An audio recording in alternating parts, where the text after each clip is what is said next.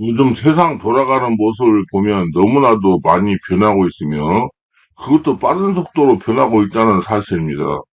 어제가 다르게 바뀌어가고 있습니다. 그런데 이런 변화되는 모습들을 살펴보면 참으로 안타까울 때가 있습니다. 그것은 절대 변화되지 말아야 할 것은 변화가 되고 이런 것은 꼭 변화가 되어야 한다고 생각하는 것은 절대 변화가 이루어지지 않는다는 것입니다. 꼭 세상의 모든 것은 다 변화가 되어도 변화되지 말아야 할 것이 있습니다. 그것은 믿음과 소망과 사랑입니다. 교인들이 교회에 다니고 예수를 믿는 것을 봐도 두 부류로 변하는 것을 볼 수가 있습니다. 바로 긍정적으로 변하는 사람이 있고 부정적으로 변하는 사람이 있다는 겁니다. 다시 말하면 교회 다니면서 좋게 변하는 사람이 있는가 하면 나쁘게 변하는 사람이 있습니다. 인간성과 삶의 질이 좋아지는 사람이 있는가 하면 오히려 예수 믿기 전보다 점점 더 나빠지는 사람도 있습니다. 처음 예수 그리스도를 영접하고 나서는 그 삶 자체가 얼마나 진실하고 성실합니까? 근데 신앙의 경륜이 쌓일수록 오히려 진실되지 못하고 성실한 삶을 살지 못하는 경우가 얼마나 많은지 모릅니다. 오늘 하나님은 갈라디 2장 1절 내가 그리스도와 함께 십자가에 못 박혔나니 그런즉 이제는 내가 사는 것이 아니요 오직 내 안에 그리스도께서 사신 것이라. 이제 내가 육체 가운데 사는 것은 나를 사랑하사 날 위하여 자기 자신을 버리신 하나님의 아들을 믿는 믿음 안에서 사는 것이라. 예수를 믿고 죽고 예수 인생을 살라는 겁니다. 그래야지 여러분 꼬인 인생이 풀립니다. 우리 한국교회가 부끄러움을 당하는 이유가 무엇입니까? 이 사회는 교회를 향하여 사랑을 요구하고 있는데 한국에는 그들에게 나눌 사랑의 열매가 없고 섬김과 나눔도 없고 봉사도 하지 않으며 이 사회는 교회를 향해 정의와 진리를 요구하고 있는데 자기 자랑만 하기 때문에 이 사회가 우리를 외면하고 있는 것이 아니겠습니까? 왜냐하면 성령의 역사가 하지 않기 때문에 그래요. 성령의 역사가 일어나야 되는 것입니다.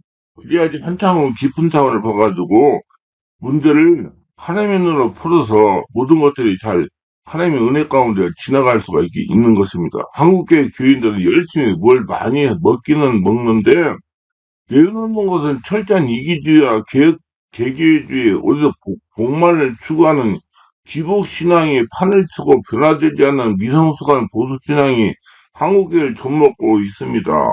이도 성령이 역사하지 않기 때문에 생각합니다. 지금부터 약 100년 전 런던 중심부에 메트로폴리탄 하바나클이라는 교회가 있었습니다. 이 교회는 유명한 스펠전 목사님이 목회하던 교회였습니다. 당시 이 교회는 영국에서 제일 좋은 교회, 가장 훌륭한 목사, 가장 좋은 건물, 제일 많은 애 모이는 교회였어요. 그런데 지금은 형편이 어떻습니까? 주일 예배 고작 80명이 참석하고 있습니다. 이 교회가 바로 어떻게 되었습니까? 시대도 바뀌고 사람도 바뀌었지만 성령의 역사가 없는 생명이 없는 교회가 되었기 때문입니다. 성령의 역사, 생명이 없는 교회로 쫓아가야 되는데 성령의 역사를 쫓아가지 않고 성령 없는 교회로 앉아있기 때문입니다.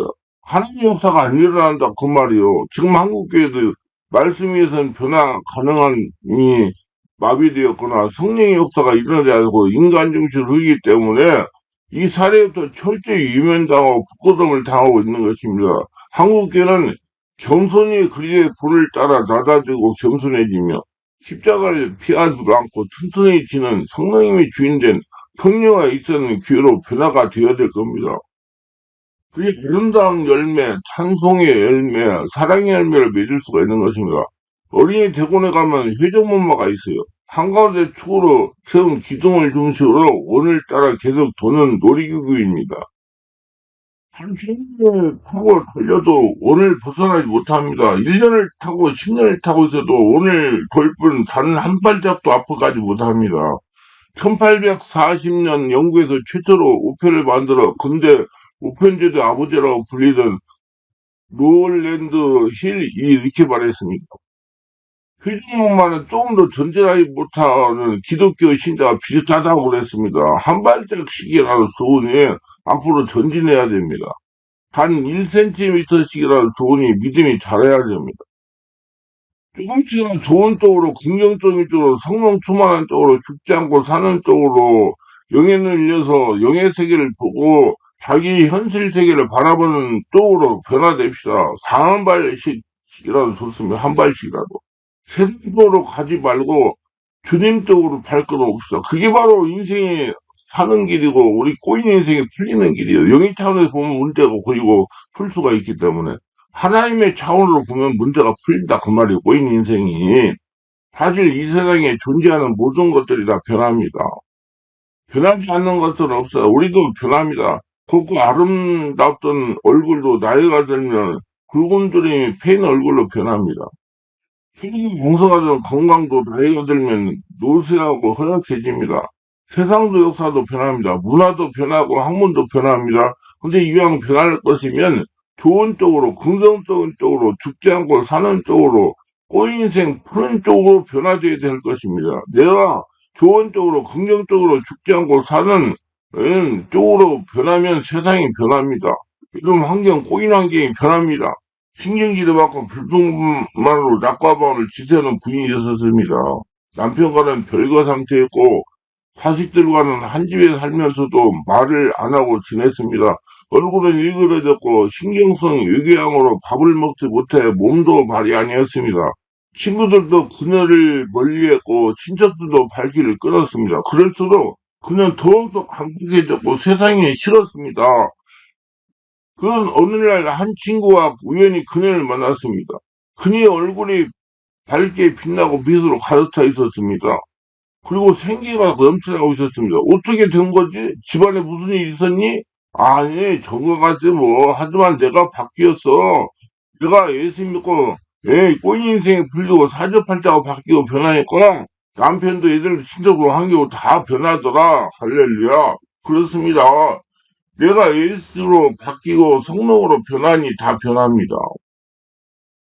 내가 변하면 남편도 변하고 아내도 변합니다. 내가 바뀌면 자식도 형제도 친척도 다 바뀝니다. 다른 사람이 변하고 바뀌어야 내가 바뀌는 것이 아니고 세상이 변해야 내가 변하는 것도 아닙니다. 내가 변해야 가족도 친척도 세상도 다 변합니다. 그러니까 성령을 거듭나고 충만돼야 꼬인 인생이 풀어지는 거예요. 캐나다의 존 캐리라는 사람이 변화되어 선교사가 되었습니다. 그가 기도하던 중에 하나님은 아무도 복음을 전하기 싫어하는 곳, 두려워하는 곳에 저를 보내주옵소서라고 기도했고 식인종이 사는 섬으로 복음을 전하기 위해 가게 되었습니다. 그는 죽음을 무릅쓰고 배를 타고 들어가서 식인종에게 복음을 전했어요. 그는 그의 사랑으로 그들을 돌보고 오늘도가 성경을 번역하고 교육을 시켰습니다. 그가 식인종들이 얼마나 큰 영향을 끼쳤던지 그가 죽인 후에 그 비석에는 이렇게 쓰였습니다. 1848년에 그가 이곳에 처음 상륙했을 때는 이곳에는 그전이 한 명도 없었다. 그러나 그가 세상을 떠난 1872년에는 여기에 식인종이 한 명도 없다. 무슨 말입니까? 존 캐드라는 사람이 목숨 걸 들어가서 그 섬에 식인종의 복음을 전파하는 결과 그가 처음 도착했을 때는 예수 믿는 사람은 한 명도 없었고 식인종만 있었으나 그가 세상을 떠난 다음에는 식인종은 한 명도 없고 예수 믿는 사람들로 가득 차게 되었다는 것입니다. 존 캐드 한 사람이 변화로 한 나라가 한 섬이 변화되었습니다. 여러분, 오늘 꼬인 인생과 사주팔자가 바뀌고 변화된다면 우리 가정이 변화될 것입니다. 반드시 성령 세례 받고 충만 받아야 돼. 그러면 성령 세례를 받으셔야 돼요. 말이 아니에요. 성령 세례는. 그렇게 되면 인생 꼬인 거 바뀌고 교회 예배당이 변화가 되고 가정이 변화가 되고 여러분 생업이 변화가 됩니다. 대한민국은 변화가 됩니다. 그러면 내가 변해야 세상이 변화돼요. 우리가 어떻게 해야 변화할 수 있을까요? 예수 안에 있어야 변합니다. 그런 중 누구든지 그리 안에 있으면 새로운 피도 이전 것을 지나 보라 새것이 되었다라고 했습니다. 고린도서 5장 17절에. 변하다는 말이 히브리어로는 하파크라고 합니다. 그 뜻은 빙그릇 돌다, 뒤집어 엎다, 돌아온다라는 것입니다. 변한다는 것은 180도 빙그릇 돌아서 주님께 돌아오는 겁니다. 돌아오는 거. 예대용성 안에서 하나님 만드는 후퇴 신앙으로 돌아가는 거예요. 그래야 여러분 인생 꼬이기 벽에, 그럼 반드시 성령으로 되는 거예요. 그래야지 여러분 죽고 살아야 되니까. 예수를 죽고 예수를 다시 살아야. 썩고 병들고 타락한 내인 삶을 완전히 뒤집어버리는 영적 혁명이 하바크인 것입니다. 우리는 그저 만남을 통해 이 세 사람이 된 겁니다. 수양과 도덕으로 교육을 통해서 형벌을 통해서 사람은 새로워질 수 있습니다. 교제에 갔다 온 사람들이 또다시 범죄를 저지르는 것을 보면 알 수 있습니다. 교제에서 사회와 격리를 시키는 형벌을 가하고 수양과 도덕을 교육하지만 그들은 세력이 변하지 않았던 것을 볼 수 있습니다. 우리의 그리스도와 만남을 통해서 성령의 역사라면 완전히 새로워질 수 있습니다. 미국에 예수 닮는 아내를 둔 술주는 배가 있었는데 오늘날 친구들과 술을 많이 마시고 와서 취중하는 말이 내 아내는 아무리 술이 취해서 오밤중에 들어가도 친절하게 맞아주고 술상도 차려달라고 하면 차려주고 발도 씻어주고 아주 친절하게 서비스를 잘해준다라고 자랑하니까 정말 그렇다면 우리 모두 술 마시고 밤늦게 쳐들어가 보자고 하고는 여러 사람이 술에 잔뜩 취해가지고 들어가서 술상을 봐라, 음식을 잘하라, 별별 요구를 다 해도 웃으면서 친절하게 다 해주더랍니다. 거짓말이 아닌 것을 알고 다음날 친구 중에 하나가 친구 부인에게 찾아 물었습니다. 어떻게 그 귀찮은 일을 얼굴 한번 안 찡그리고 친절하게 다 해줄 수가 있느냐? 친구의 분이 대답하기를 저와 제 남편이 예수 믿기 전에 결혼했는데 그게 저는 예수를 구원받고 제 남편은 저렇게 예수를 안 믿고 방탕한 생활을 합니다. 저대로 살면 내 남편은 영원히 고통받은 지옥의 형벌을 받을 터인데 이 세상 사는 동안이라도 즐겁게 해드려야 할 것 아니겠습니까? 라고 말하는 것이었습니다.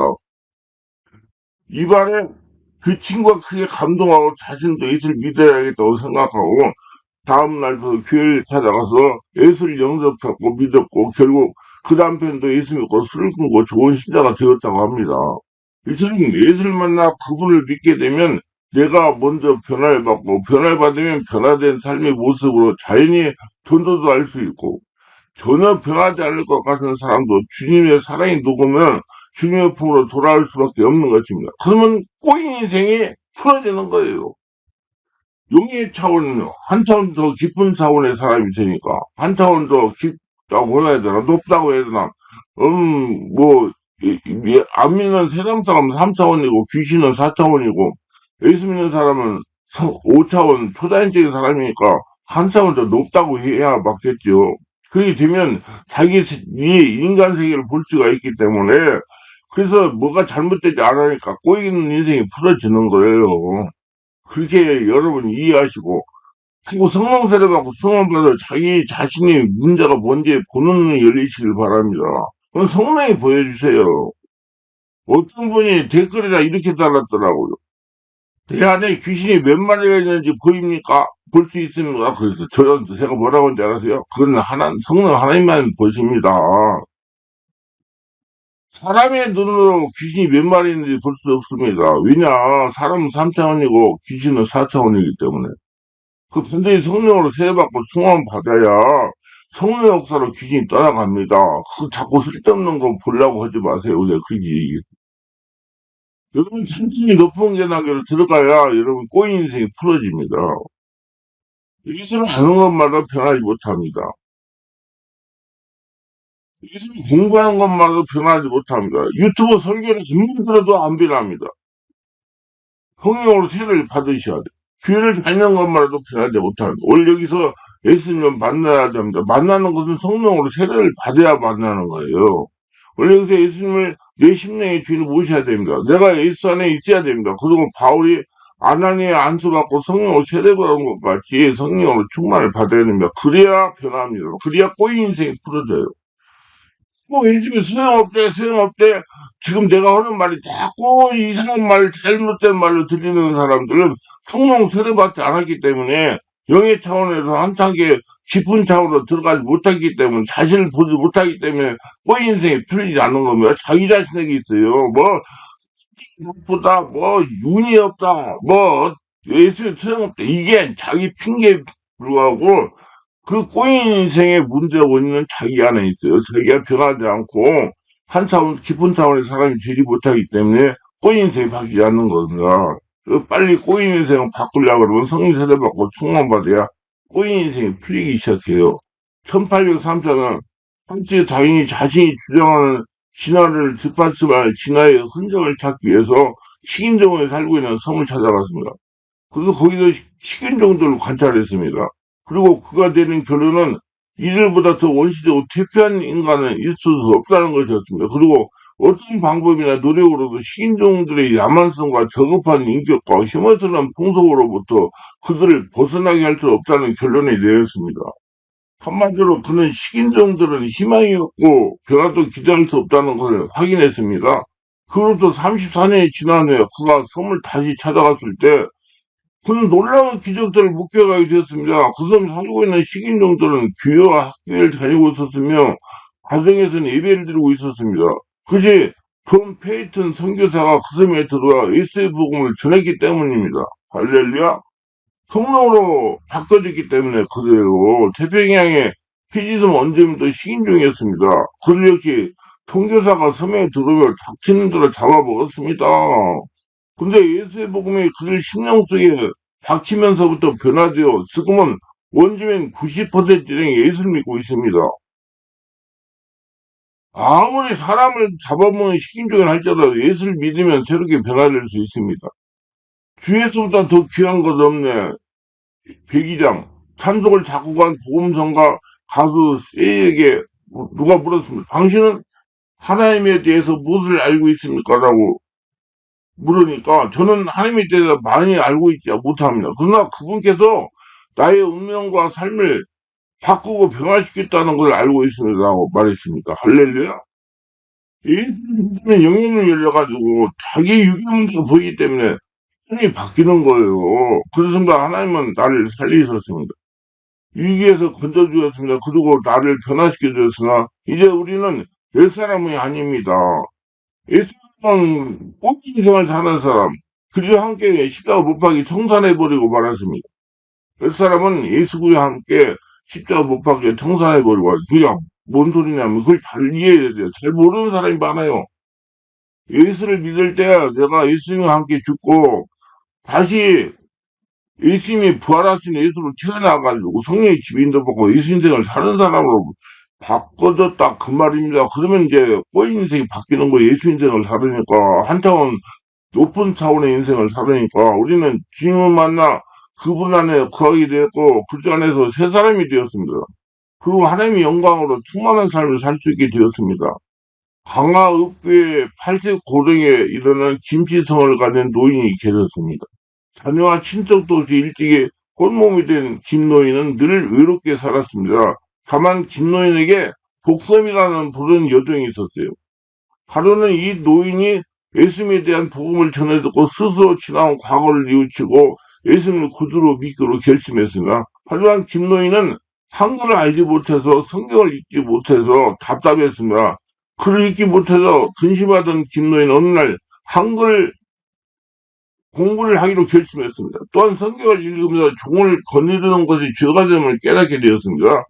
하루는 교회들을 집에 초청하고 여종 복성이와 함께 참석하러 했어. 그리고 마태복음 18장 15절 20절까지 읽은 후에 여러 사람들 앞에서 종문서를 불살라버리고 복성에게 이렇게 말했습니다.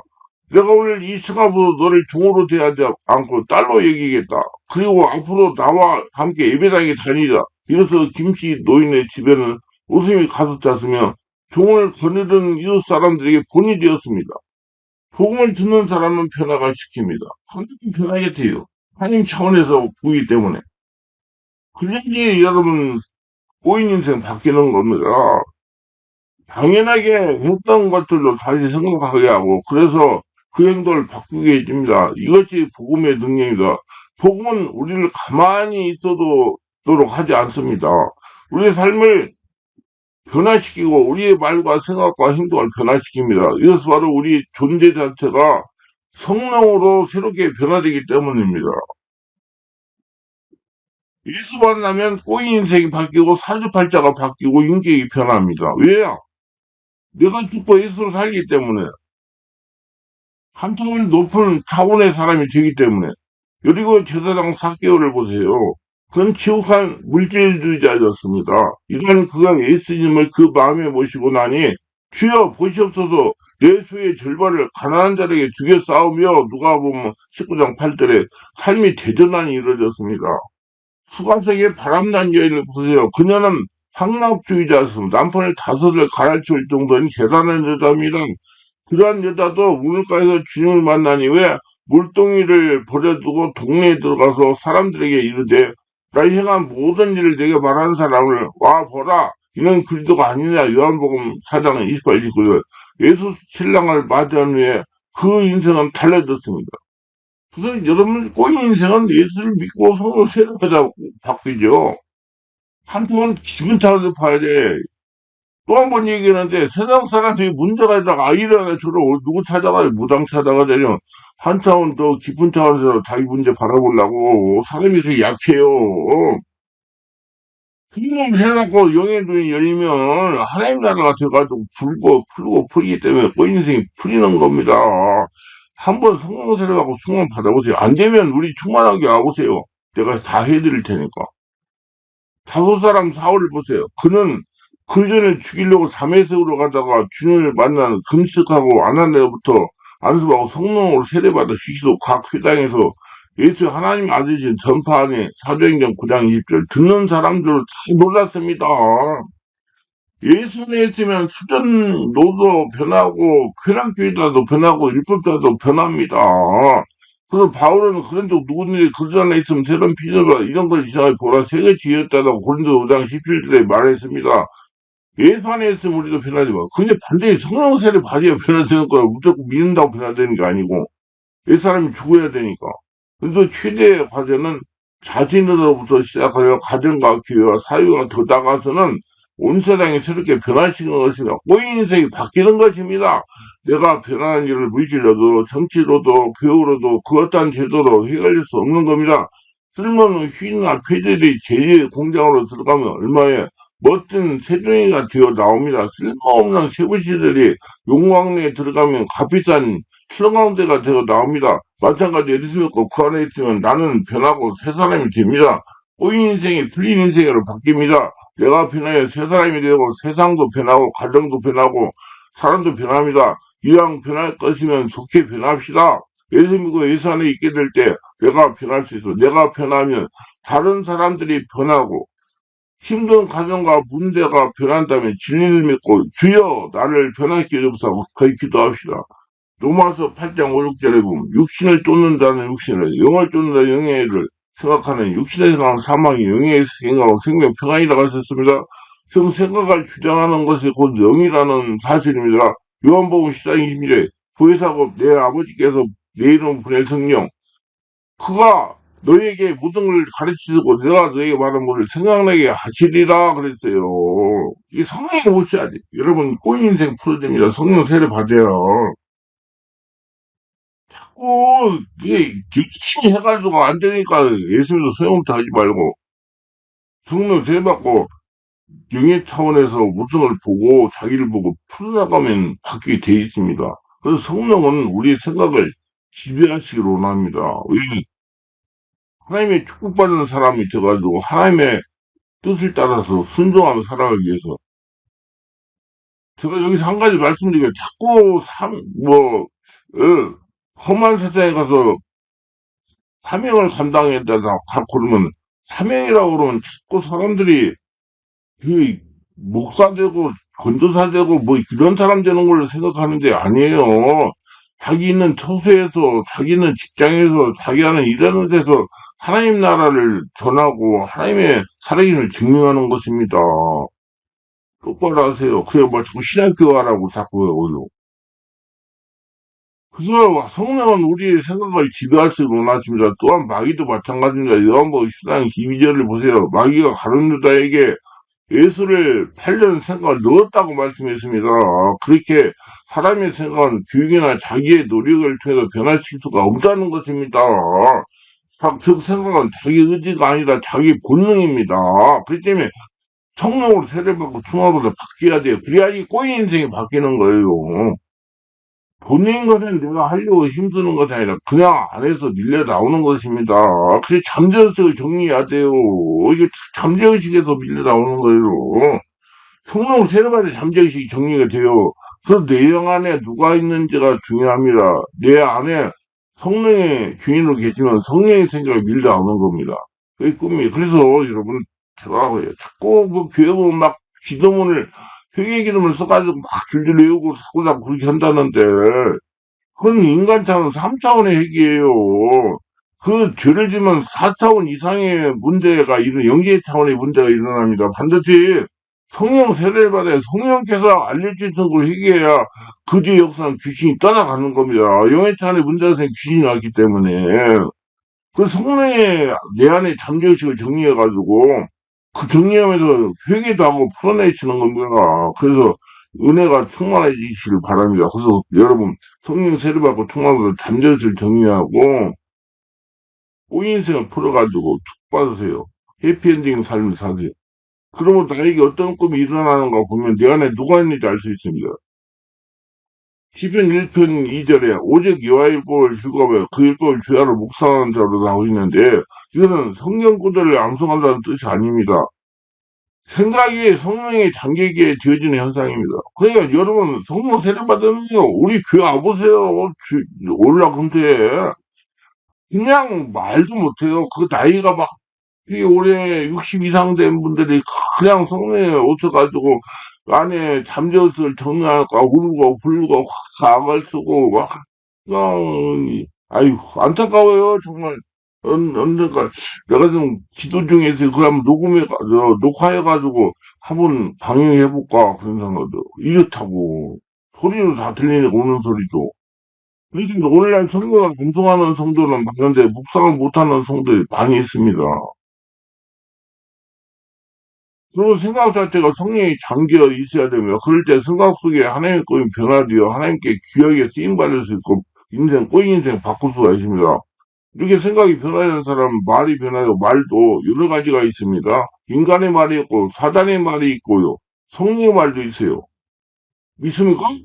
이걸 분별해낼 줄 알아야죠. 그럼 성령이 불변하게요. 인간의 말은 그 특정이 부정적이고 소극적이고 과거 지향적이에요. 그러나 성령께서 주시는 말은 부정적인 말이 아니라 긍정적인 말이고 소극적인 말이 아니라 신치적이면 적극적인 말이고 과거의 지향적인 말이 아니라 창조적인 미래 지향적인 말입니다. 그래서 그 사람의 말을 들어보면 그 사람의 성령의 사람인지 사단의 사람인지 자기 스스로 걸려있는 사람인지 알 수가 있어요. 그래서 이 사람은 꼬인색 풀 수 있는 사람이다. 못 푼 사람이다. 알 수가 있어요. 야고보 사도는 큰 배가 움직이는 것이 작은 키로 움직이듯이 사람은 혀에 의해서 움직인다는 겁니다. 참으로 사람의 말은 쉽게 변하지 않습니다. 그래서 성령 세례받아야 바꿔서요. 야고보 사도는 인간의 지체 중에서 가장 긴들이기 힘든 지체가 혀라고 그랬습니다. 그러기에 사람의 말도 하나님에 의해서 변화가 되어야 됩니다. 성령 세례받아야 바꿔줘요. 그래야 이 꼬인 인생 바뀌어져요.